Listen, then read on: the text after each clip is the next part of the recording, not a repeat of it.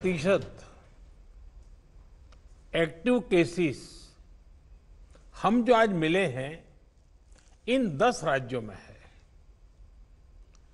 और इसलिए कोरोना के खिलाफ लड़ाई में इन सभी राज्यों की भूमिका बहुत बड़ी हो जाती है।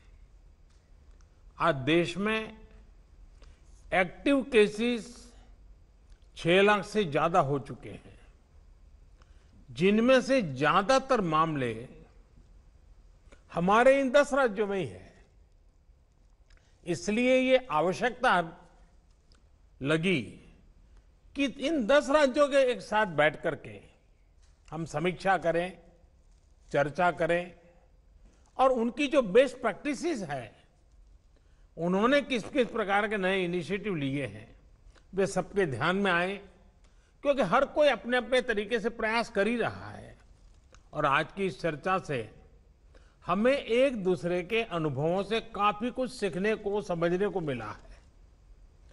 कहीं न कहीं ये एक भाव आज निकल कर आया है कि अगर हम मिलकर अपने इन 10 राज्यों में कोरोना को हरा देते हैं तो देश भी जीत जाएगा।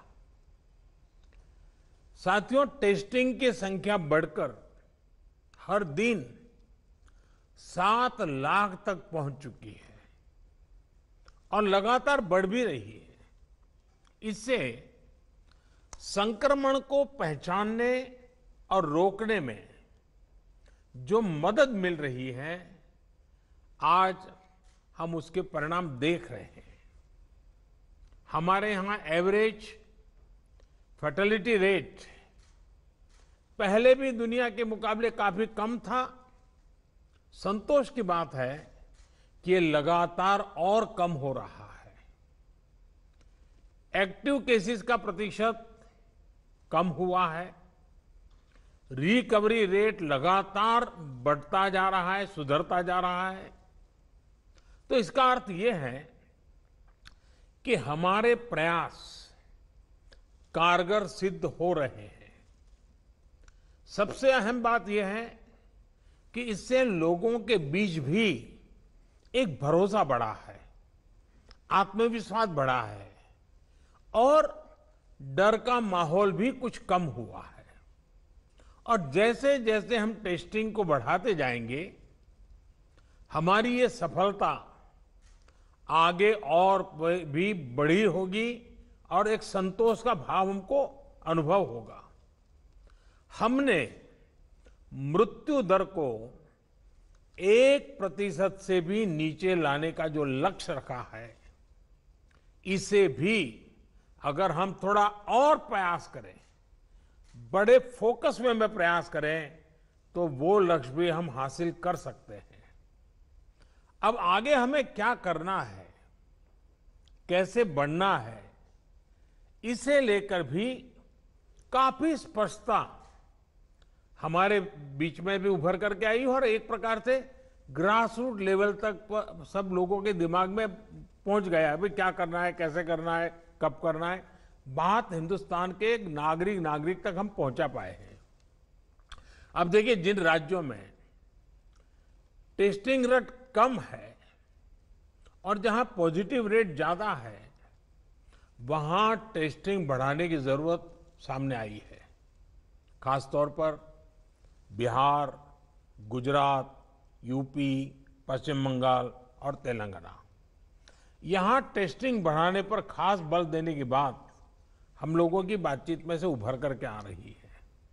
साथियों, अब तक का हमारा अनुभव है कि कोरोना के खिलाफ कंटेनमेंट, कॉन्टैक्ट ट्रेसिंग और सर्वेलेंस, ये सबसे प्रभावी हथियार है। अब जनता भी इस बात को समझ रही है, लोग पूरी तरह सहयोग भी कर रहे हैं। ये जागरूकता की हमारी कोशिशों से एक अच्छे परिणाम की तरफ हम आगे बढ़े हैं। हम क्वारंटाइन की व्यवस्था इसी वजह से आज इतने अच्छे तरीके से लागू कर पा रहे हैं। एक्सपर्ट्स अब ये कह रहे हैं कि अगर हम शुरुआत के 72 घंटे में ही केसेस की पहचान कर ले तो ये संक्रमण काफी हद तक धीमा हो जाता है। और इसलिए मेरा सबसे आग्रह है कि जैसे हाथ धोने की बात हो, 2 गज की दूरी की बात हो, मास्क की बात हो, कहीं पर न थूकने का आग्रह हो, इन सब के साथ अब सरकारों में और सरकारी व्यवस्थाओं में भी और कोरोना वॉरियर के बीच भी और जनता में भी एक नया मंत्र हमें बराबर पहुंचाना पड़ेगा और वो है 72 घंटे में जिसको भी हुआ है उसके आसपास के सबको उसका टेस्टिंग हो जाना चाहिए, उनका ट्रेसिंग होना चाहिए, उनके लिए जो आवश्यक है वो व्यवस्था होनी चाहिए। अगर ये 72 घंटे वाली फॉर्मूला पर हम बल देते हैं तो आप मानिए कि बाकी जो जो चीजें हैं उसके साथ अब इसको जोड़ देना है कि 72 घंटे के भीतर भीतर इन सारे कामों को कर लेना है। आज टेस्टिंग नेटवर्क के अलावा आरोग्य सेतु ऐप भी हमारे पास है। आरोग्य सेतु की मदद से अगर हमारी एक टीम रेगुलरली उसका एनालिसिस करे तो बहुत आसानी से किस एरिया से शिकायत आ रही है हम पहुंच सकते हैं। हमने देखा कि हरियाणा के कुछ जिले, उत्तर प्रदेश के कुछ जिले और दिल्ली एक ऐसा कालखंड आया कि बड़ी चिंता का विषय बन गया। सरकार ने भी दिल्ली में ऐसी घोषणा की कि लग रहा था कि बड़ा संकट पैदा होगा। तो फिर मैंने एक रिव्यू मीटिंग की और हमारे होम मिनिस्टर श्रीमान अमित शाह जी को नेतृत्व में एक टीम बनाई और नए सिरे से सारा अप्रोच किया। उन 5 जिलों में भी और शहर में भी, दिल्ली में बहुत बड़ी मात्रा में हम जो चाहते हो परिणाम ला पाए। मैं समझता हूं कि कितना ही बड़ा कठिन चित्र दिखता हो, लेकिन सिस्टमेटिक तरीके से अगर आगे बढ़ते हैं तो चीजों को हम हफ्ते 10 दिन में अपने तरफ मोड़ सकते हैं और हमने अनुभव करके देखा है। और इसी रणनीति के भी जो मुख्य बिंदु यही थे, कंटेनमेंट जोन्स को पूरी तरह से अलग कर देना, जहां जरूरत पड़े वहां माइक्रो कंटेनमेंट का भी आग्रह करना, 100% स्क्रीनिंग करना, रिक्शा, ऑटो रिक्शा चालक और घरों में काम करने वाले लोगों को भी और अन्य हाई रिस्क लोगों की स्क्रीनिंग पूरी कर लेनी चाहिए। आज इन प्रयासों का परिणाम हमारे सामने है। हॉस्पिटल्स में बेहतर मैनेजमेंट, आईसीयू बेड्स की संख्या बढ़ाने जैसे प्रयासों ने भी बहुत मदद की है। साथियों, सबसे ज्यादा प्रभावी आप सबका अनुभव है। आपके राज्यों में जमीनी हकीकत की निरंतर निगरानी करके जो नतीजे पाए गए, सफलता का रास्ता उसी से बन रहा है। आज जितना भी हम कर पाए हैं वो आप सबके अनुभव उसमें काफी मदद कर रहे हैं। मुझे विश्वास है कि आपके इस अनुभव की ताकत से देश ये लड़ाई पूरी तरह से जीतेगा और एक नई शुरुआत होगी। आपके और कोई सुझाव हो, कोई सलाह हो तो हमेशा की तरह मैं हर समय आपके लिए उपलब्ध हूं। आप जरूर बताइए और मैं आपको विश्वास दिलाता हूं, सरकार के सभी अधिकारी भी आज मौजूद थे। जिन जिन बातों का आपने जिक्र किया है, जिसकी चिंता करने के लिए कहा है, टीम पूरी तरह तुरंत ही उसको आगे बढ़ाएगी। लेकिन हम जानते हैं कि ये जो कालखंड होता है सावन, भादो और दिवाली तक का, तो कुछ बीमारी का और बीमारियों का भी माहौल बन जाता है, उसको भी हमें संभालना है।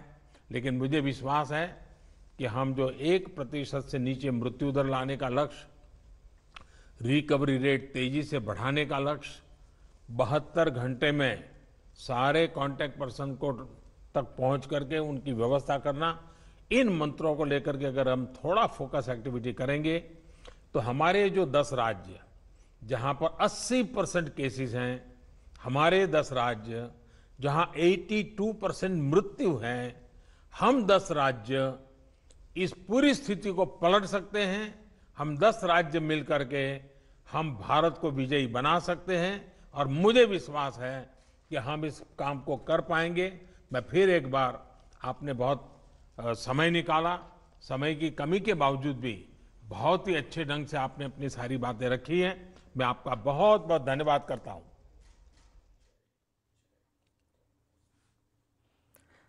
पंतप्रधान नरेंद्र मोदींनी हा संवाद साधलेला आहे। 10 राज्यांच्या मुख्यमंत्र्यांबरोबर त्यांनी एक बैठक घेतली आणि यामधून काही महत्त्वाच्या गोष्टी त्यांनी आता महत्त्वाच्या गोष्टी त्यांनी सांगितलेल्या आहेत। जर सुरुवातीच्या 3 ते 4 दिवसांमध्ये योग्य ते उपचार झाले तर प्रादुर्भाव कमी होण्यासाठी खूप मदत होते। ज्या राज्यांमध्ये अधिक प्रादुर्भाव आहे त्या राज्यांमधल्या आधी रुग्णसंख्या कमी करणं हे सगळ्यात महत्त्वाचं आहे असंही ते म्हणाले।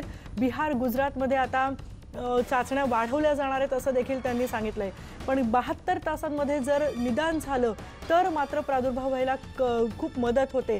आता सगळीकडे अनेक ठिकाणी निर्बंध शिथिल झालेले आहेत, पण अशा वेळेला जास्त काळजी घेणं हे खूप महत्त्वाचं आहे, ज्याने संसर्ग टाळला जाऊ शकतो। जगभरामध्ये भारतात मृत्यू दर खूप कमी आहे आणि 80% ॲक्टिव्ह केसेस या फक्त 10 राज्यांमध्ये आहेत असं देखील मोदींनी सांगितलं।